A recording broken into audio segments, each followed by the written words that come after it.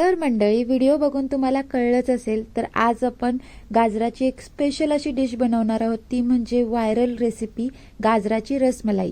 ही रसमलाईची recipe माझ्या फीडमध्ये एवढ्या वेळा येत होती ना, की म्हटलं ही ट्राय करून तरी बघूया, कारण दिसताना छान दिसते, ॲक्च्युअलमध्ये चवीला तशीच छान लागते का आणि सक्सेस होते का हे मला बघायचं होतं. त्यासाठी मी ट्राय करायला बघितलं. तर बघू शकता मी ते गाजरं छान धुवून सोलून त्याचे छोटे छोटे पीस करून घेतलेले आहेत. आता मिक्सरच्या भांड्यामध्ये आपल्याला ही सगळी गाजरं आहेत ना ते ॲड करायचे आहेत. आता अर्धा कप दूध इथे घालून छान असं ह्याला ब्लेंड करून घ्यायचं आहे. शक्य होईल तितकं छान फाईन ह्याला असं ब्लेंड करून घ्यायचं. तर मस्त आपली ही पेस्ट बनवून तयार झालेली आहे. आता या पेस्टमधलं 2-3 चमचे आपल्याला बाजूला काढून ठेवायचे आहेत, म्हणजे जे आपण रसमलाई बनवणार आहोत ना त्याला फ्लेवर देण्यासाठी. आता एक कढई घेतली मी, त्याच्यामध्ये ही उरलेली सगळी पेस्ट काढून घेतलेली आहे आणि त्याच्यामध्ये 1 चमचा तूप घातले. सोबतच आपल्याला 2 चमचे साखर घालायचे, कारण आपल्या गाजराला सुद्धा छान असा गोडवा आहे. आता अर्धा कप मी रवा घातलाय.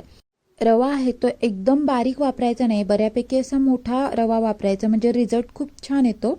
आता याच्यामध्ये अर्धा कप दूध घातले, म्हणजे एकूण 1 कप दूध आपण ह्या सगळ्या मिश्रणाला वापरणार आहोत. आता हे सगळं मी गॅसवर न ठेवता यासाठी मिक्स करते. जर आपण गॅसवर ठेवून मिक्स केलं ना तर मिश्रणामध्ये खूप प्रमाणात गुठळ्या होण्याची शक्यता वाढते. त्यामुळे आधी सगळं छान असं मिक्स करून घ्यायचं, मग गॅसवरती ठेवून गॅस लो ठेवायचा आणि छान ह्याला परतत राहायचं आहे एकसारखं.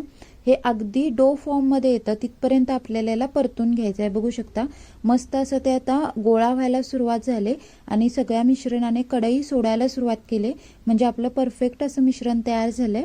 इथे मी गॅस बंद केलाय आणि झाकून याला 15 मिनिटासाठी ठेवायचं आहे. तोपर्यंत आपण जी मलाई तयार करणार आहोत ना त्याची प्रोसेस करूया. त्यासाठी एका पॅनमध्ये मी आधी जरासं पाणी घातलंय, जेणेकरून दूध खाली लागत नाही. आणि आता 1.5 कप मी ते दूध वापरते. याला छान उकळू द्यायचंय. उकळल्यानंतर वरती साय येते ना ती मोडत मोडत आपल्याला ह्याला अर्ध होईपर्यंत शिजवून घ्यायचंय. दूध अर्ध झालं की याच्यामध्ये साखर घालायची आहे. मी अर्धा कपाला कमी साखर घातले.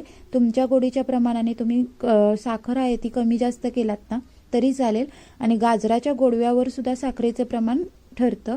आता जी आपण पेस्ट बाजूला काढून ठेवली होती ना ती ह्या दुधामध्ये घातले आणि छान मिक्स केले, म्हणजे गाजराचा मस्त असा फ्लेवर ह्या दुधामध्ये येतो. नक्की ट्राय करून बघा ही ट्रिक.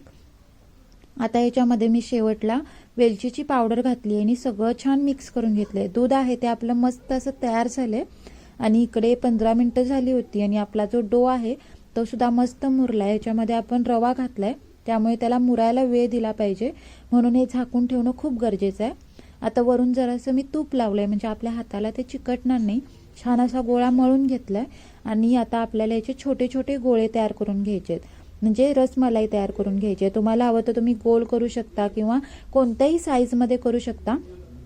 एकसारखा आकार येण्यासाठी मी ते 1 स्पूनचा वापर केला, म्हणजे सगळे गोळे एकसारख्या आकारात आपले तयार होतात. आणि असे मस्त असे घोळवून घ्यायचे हातावरती, म्हणजे त्याला क्रॅक असू दे नको असे आपल्याला हे गोळे तयार करून घ्यायचे आहेत. सगळे गोळे बघा किती परफेक्ट तयार झालेले आहेत. कलरही अगदी मस्त आलाय. आपला डो जर परफेक्ट असेल ना तर हे गोळे अगदी सहज तयार होतात. आता ह्या गोळ्यांना आपल्याला वाफवून घ्यायचं आहे. त्यासाठी स्टीम प्लेट आहे ना त्याच्यावरती मी तूप लावून घेतलंय. व्यवस्थित लावून घ्यायचं, म्हणजे नंतर ते गोळे आहेत ते निघायला सोपं होऊन जातं. आता हे सगळे गोळे मी व्यवस्थित त्या प्लेटवरती घालून असे पसरवून घेणार आहे, म्हणजे मध्ये मध्ये थोडं अंतर ठेवायचं, कारण स्टीम दिल्यानंतर त्यांची साईज आहे ना ती जराशी मोठी होते. त्यामुळे सगळे व्यवस्थित मी ते पसरवून घेतलेत. आणि पाणी आहे ते मी आधी तापत ठेवलं होतं. जेही तुमच्याकडे मोदक पात्र वगैरे असेल ना त्याच्यामध्ये तुम्ही याला स्टीम करून घेऊ शकता. पण सगळ्यात महत्त्वाची गोष्ट म्हणजे घड्याळ लावून 7 मिनिटं तुम्ही याला स्टीम केलात ना तरी चालेल. खूप जास्त वाफवायचं नाही, नाही तर ते बसके होतात. तर बघू शकता इथे 7 मिनिटं झाले होते आणि मस्त आपले हे गोळे मस्त वाफवले गेलेले आहेत. आता यांना 100% गार होऊ द्यायचं. आधीच जर आपण हात लावला ना तर ते डिस्टर्ब होण्याची शक्यता असते. पूर्ण गार झाले की अगदी स्पॉन्जी हे बॉल आपले बनून तयार होतात. याच्यामध्ये आपण साखरेचं प्रमाण कमी घातलं होतं त्यामुळे एवढे ते गोडीला लागत नाहीत, पण जर साखरेचं प्रमाण वाढवलं ना तर हे असेच खायला खूप छान लागतात. आता हे रसमलाईमध्ये घालायचे आहेत. दूध उकळता असतानाच याच्यामध्ये हे सगळे गोळे घालायचे आणि झाकण ठेवून 2 मिनिटं चांगलं उकळून घ्यायचं आहे, म्हणजे आतपर्यंत रस जायला मदत होते. आणि बघू शकता मस्त अशी आपली ही गाजराची रसमलाई बनवून तयार झालेली आहे। आणि जसं सांगतात ना व्हिडिओमध्ये अगदी तसंच खरंच 100% रिझल्ट आहे। चवीला खरंच खूप छान लागते, नक्की करून बघा।